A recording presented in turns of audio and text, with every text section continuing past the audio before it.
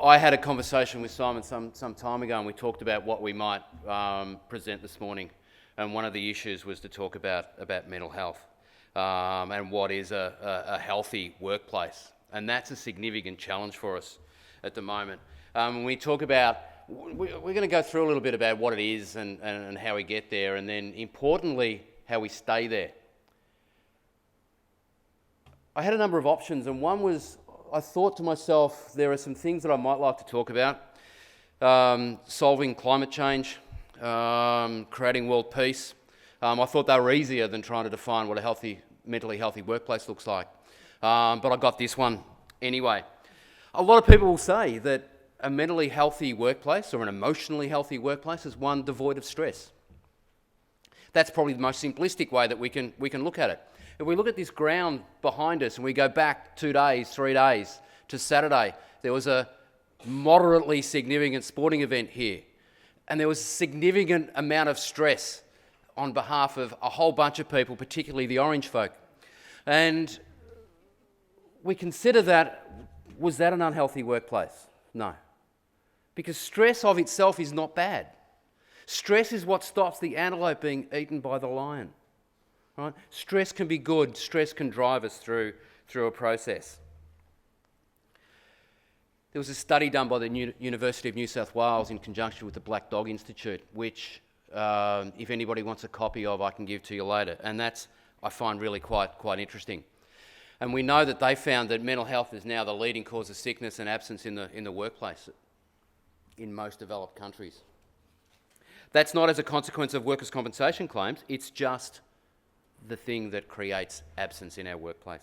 We know that it's a significant concern for us. What does it look like? A lot of people will suggest that it's joy in the workplace and happiness.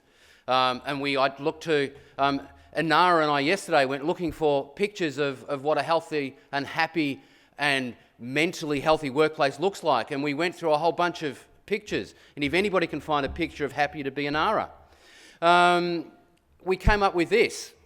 I wasn't sure. I thought that was probably the idea that most people have about what a mentally healthy workplace looks like. It's not real. You may have noticed.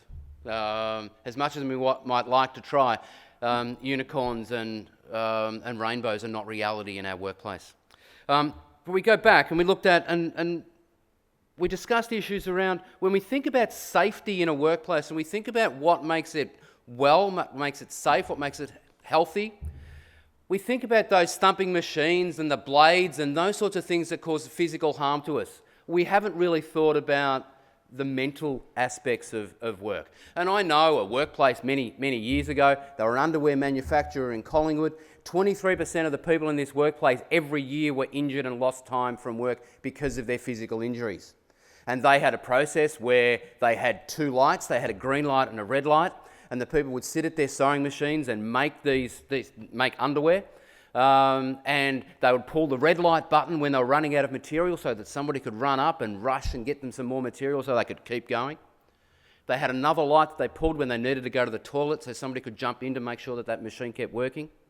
23% of people were injured and lost time every year in this workplace. So what did we do? We identified the issues, we had a look at it, we tried to understand what they were doing, and we fixed them because there were obvious physical injuries as a consequence of that. Nothing changes from a mental health perspective. It's almost exactly the same.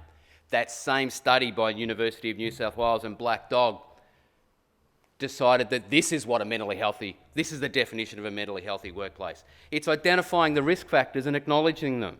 It's minimising their potential impact. And it's reducing those risk factors as much as we possibly can. It's exactly the same as for a physical injury. It's the exact same process that we need to go through. We go through and we identify issues. We look at, through that same study, identified that, we look at the design of the job and that's how we control some of those factors. We look at the things that go into the group and the team dynamics and how they impact on the well-being of people. We look at organisational factors around how the organisation manages things And Andrew spoke about the way we manage behaviours and the like and what people do within the place. And then those individual factors around what individuals do within those areas.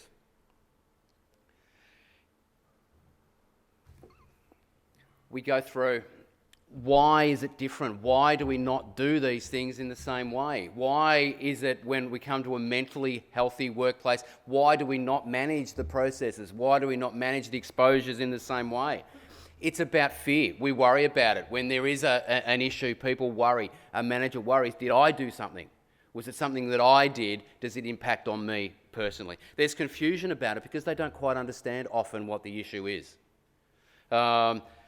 We know that we don't like to deal with emotions, particularly other people's emotions. That's quite difficult for us to handle because that then exposes us in the same way to those same emotions. And we don't handle tears. We don't handle tears at all well. So how do we structure it? We need to design and manage our workplaces in a way that encourages flexibility with hours. It deals with starts and breaks and dealing with people's needs to take some time from every now and again. We want to encourage people's participation. We need to have a level of involvement in things. People need to understand and feel that they belong in an organisation now. We need to reduce those risk factors. You know, Simon spoke about 70%, I think the number was, are not related to trauma or a specific issue. But we need to make sure that the ongoing exposure to those things is limited. And we need to make sure that people are physically safe. If I'm exposed to trauma, if I'm exposed to risk, if I'm exposed to injury, I'm more likely to feel unhappy and unsafe. So again, we need to promote those protections. We build a situation where we build a psychologically safe climate within our workplace. We need to implement, as Andrew said, those behavioural standards. We need to set those standards and people need to understand what they are and they need to work to them. We need to have a level of organisational justice. We need to make sure that when we deal with issues, we deal with them fairly and responsibly. One of the things that I will often say to clients is understand when you put a process in place, when you put a policy in place, you might need to sack your best person. You don't put a policy in place and not sack them because they're really valuable. You need to be able to sack your best person. We need to promote the team. We need to promote team-based interventions, as we said. And we need to have managers and leaders that actually get it. They need to understand what it is that they do. And we need to manage change. People don't like change. So when we introduce change, we need to do it transparently. We need to have it make some sense and have people be involved in the process. Resilience is the most significant thing. Just as with physical fitness for work, emotional fitness for work is exactly the same. It is just as important. We need to improve people's awareness of the requirement for those things. We need to coach and mentor people. We need to coach our staff. We need to coach our managers, and that's where we can get wrong. Physical activity is just one of those things that will enhance well-being. We know that somebody did say to me that exercise is bad for you because you can get injured, but the positive impacts of it are even greater than that. We need to promote sharing. It's no different to the things that we do in the physical aspects of work and those physical exposures. And we need to promote early help. We need to promote people having these conversations with us early. We need to go through the process of checking in on people regularly. We need to use the EAP. But what we don't need to do with an EAP, we can use an EAP badly. I'm a great supporter of EAPs, but you don't just say when someone comes to you and they are concerned and they are upset, hand them a card and say, here you go and talk to them. Because if I come to you and I've got worries and I've got concerns, I want you to hear me at least a little bit, and then explain to them that we've got this other thing that we can add as well. Handing somebody a card does not necessarily help them and it can make them a little bit worse.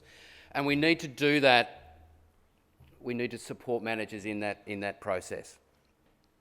The other important part to this is managing the survivors. It's really important in the event of a trauma or someone's injured or a redundancy process, the people left behind, we need to make sure that we support them. We always give care to the people that are impacted, we need to work on the survivors as well.